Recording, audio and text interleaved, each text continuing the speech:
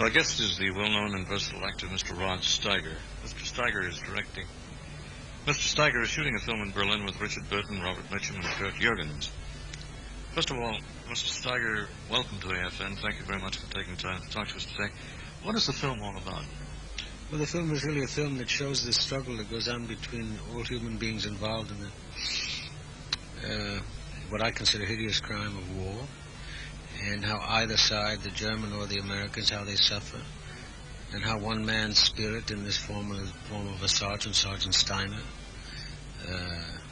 he symbolizes the spirit of a whole people, of a whole race, and the suffering of it, overcomes somehow the indignities of war and maintains the dignity one must have to get along in life regardless of what status you have, even through the most bitter and trying and painful experiences.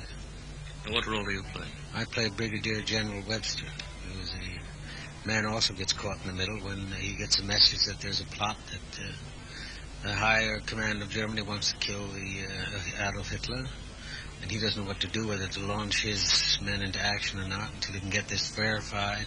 When he tries to get it verified to higher sources, he receives no reply, and therefore there's a possibility that a lot of human beings might have died for nothing had higher superior officers heeded his message. And Robert Mitchum plays the colonel who serves under you?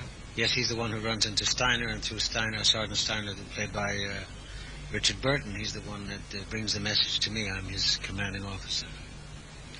What have you been doing in the last 6 to 12 months, Mr. Steiger? Well, I've done a picture called, Fist, which has just come out here.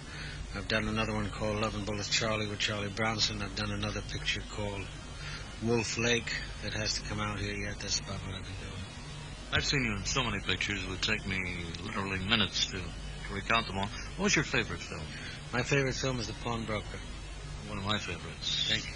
And why did you enjoy making that? Well, because it was one of the few times that the script with a character was a character of depth, a human being, a man who tried to exist in society without any sense of responsibility, a man who tried to make the world out of himself, which was impossible, and he learns that lesson bitterly.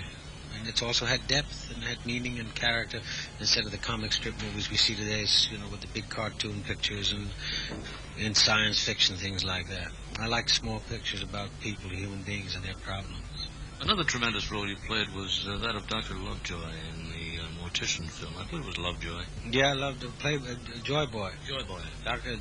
Joy Boy. That was a fun character. He was a eunuch, and I just kind of made that one up out of left field. I don't know how I got through that, but I got through it. I enjoyed that. It was really a fun film. And were there any films that you've made, I'm sure there must have been one or two that you've been disappointed in? Yeah, there's been quite a few. I've done some very bad pictures. One like Run of the Hour, which I think is a bad picture. A picture called 13 West Street, a picture called Unholy Wife. I don't think they were very good films. Then I've had films where I've done like W.C. Fields, which hasn't come over here yet, where I think I give one of the best performances of my life next to The Pawnbroker. And that has got mixed financial support in the state. I mean, mixed reaction financially, though I got some of the best reviews of my life personally as an actor. I read the acclaims. Right. Also, Time Magazine gave you a break. Yes, they were. Yes, they were. This is Mark White in Berlin. I'm chatting with the very noted and distinguished actor, Mr. Rod Steiger, on the set of Steiner 2. We'll be back in just a moment. My guest on the set of Steiner 2 in Berlin is Rod Steiger. And Mr. Steiger, may we ask you how you got into acting? Well, I got into acting by, basically, it was because of the GI Bill of Rights. What happened was when I came out of the service, I was 5 years in the Navy. I had no education. I had 1 year of high school. And I went to work in civil service. In the civil service, we had trouble getting dates on Thursday nights with girls because we found out that all the girls were busy in a theater group that they had organized at the Office of Dependents and Benefits in Newark, New Jersey. So I went down to we all went down to the theater to get parts in the play because we wanted to get lucky with the girls. And after I did 1 or 2 plays, the lady in charge said I should take it seriously. And I went to school. I said, I don't know how. I don't have the money. She reminded me I had the GI Bill of Rights, which I went ahead and took advantage of because I figured it was better than working in an office. And then 2 months later, I fell in love with acting, and I've been acting now since 1947, I guess. Did you have any formal education in acting? Oh, yes. I studied 2 years at New School of Social Research in New York. I've been a member of the Actors Studio since 1947. I studied 2 years at the American Theater Wing in New York. I studied altogether 6 to 7 years, though I was working also in the last 2 or 3 years. What was your first role in your first film? The first film was a part of a psychologist in the Veterans Administration in a picture called Teresa, directed by Fred Zinnerman, and Piano Jolie and John Erickson in it, 1951. Have you done much television? I did a lot of live television. I originated the original Marty, which they made into a movie, which I won the television awards for, and I did over 200 live-hour shows, but I haven't done any television, hardly the new television they've been doing on films for years, because the material is just crap as far as I'm concerned. What do you think about actors going on television, appearing on these game shows and talk shows? Do you think it's degrading, offensive? No, I don't think it's offensive on a talk show. I don't know about a game show. I don't condemn people that way. They have to make a living. I suppose let them make a living. If they can't make it acting, it's tough. Talk shows are different. Talk shows you can communicate to people. It depends how you answer the questions and what kind of questions you get, just like you interviewing somebody. Mm-hmm. You can make a talk show. I did 90 minutes divided between Joan Crawford and myself in the David Frost show, and that turned out very well. And when Michael Parkinson in London, we did 1 whole hour together. But we talked about things besides movie. We got into all sorts of things. The game show's another thing. I'm not so keen on the game shows, but I guess if you have to make a living, then you have to go play the game show.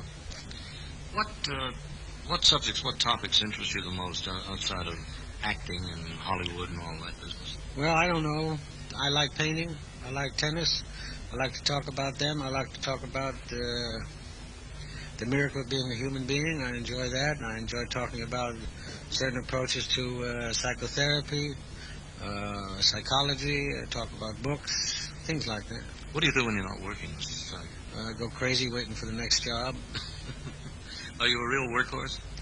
Yeah, I like to work, yes. I feel much more alive when I'm working, unfortunately. I think maybe I am. That may be one of the curses one carries if they have any creative ability. I'm not sure. What do you do when you're not working? I play tennis. I paint a little bit. I write poetry. I visit with my friends. I don't travel much because I travel so much in my work. I'm tired of that. I rest, really. That's what I do. I try to. And get your strength back for the next film? Yeah. And of all the locations you've been in the world, where would you like to go?